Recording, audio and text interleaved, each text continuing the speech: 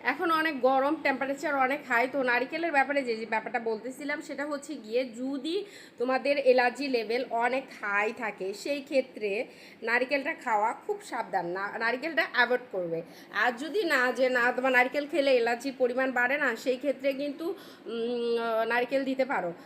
যেমন অনেকের আছে গরুর মাংস খেলে অ্যালার্জির লেভেল অত হাই হয় না, কিন্তু নারিকেল খেলে একদম পুরো শরীরে র্যাশ উঠে যায়। তো এটা অনেকে জানেও না যে নারিকেল খেলে, যেমন আমিও আগে জানতাম না।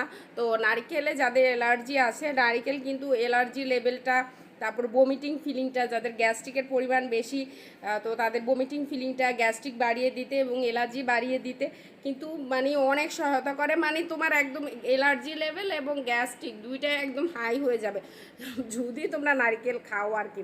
যদি তোমাদের এগুলো কন্ট্রোলে থাকে, আর সবচেয়ে সহজ একটা টোটকা বলে দিই, সেটা হচ্ছে গিয়ে পানি বেশি বেশি খাবে। এতে তোমার অ্যালার্জি লেভেল হোক আর গ্যাস্ট্রিকের লেভেল হোক সবই কন্ট্রোলে থাকবে। ভালো থাকবে সবাই, আল্লাহ হাফেজ, বাই বাই। আর যদি নারকেল দাও সেক্ষেত্রে অবশ্যই সেমাইটা যখন দেবে তার একটু আগেই নারকেলটা দেবে। নারকেলটা দিয়ে পুরোটা দুধের মধ্যে মিক্সড করে নেবে, মানে একটা লাড়া দেবে। তারপরে হচ্ছে গিয়ে সেমাইটার সাথে সাথেই দিয়ে দেবে। আমি রান্না করতেছি দুধ দিয়ে সেমাই। তো দুধ দিয়ে সেমাই রান্নার পুরো সিস্টেম এবং প্রসেসটা তোমাদেরকে দেখাবো, এবং এটা সম্পর্কে উপকার অপকার যা যা আছে তাও বলবো। চলো দুধ দিয়ে সেমাই রান্নাটা দেখি। এই দেখো আমি এখানে দুধ জাল করতেছি, দেখা যাচ্ছে কি না, এই দেখো দুধ জাল করতেছি। তো এখন এটার সিস্টেমটা, রান্নার প্রসেসটা বলি। এটার হচ্ছে গিয়ে তুমি দুধটা জাল করে ঘন করে হাফ করে নেবে, হাফ মানে হাফ করে নেবে, যা থাকবে তার অর্ধেক করে নেবে। এটার মধ্যে গুঁড়া দুধ ইউজ করবে। যদি গুঁড়া দুধ ইউজ করো তাহলে চিনি যেমন খাও তেমনই দেবে, আর যদি কন্ডেন্স মিল্ক ইউজ করো সেক্ষেত্রে চিনির পরিমাণটা একটু কম দেবে, কারণ কন্ডেন্স মিল্কে কিন্তু এক্সট্রা অনেক চিনি থাকে।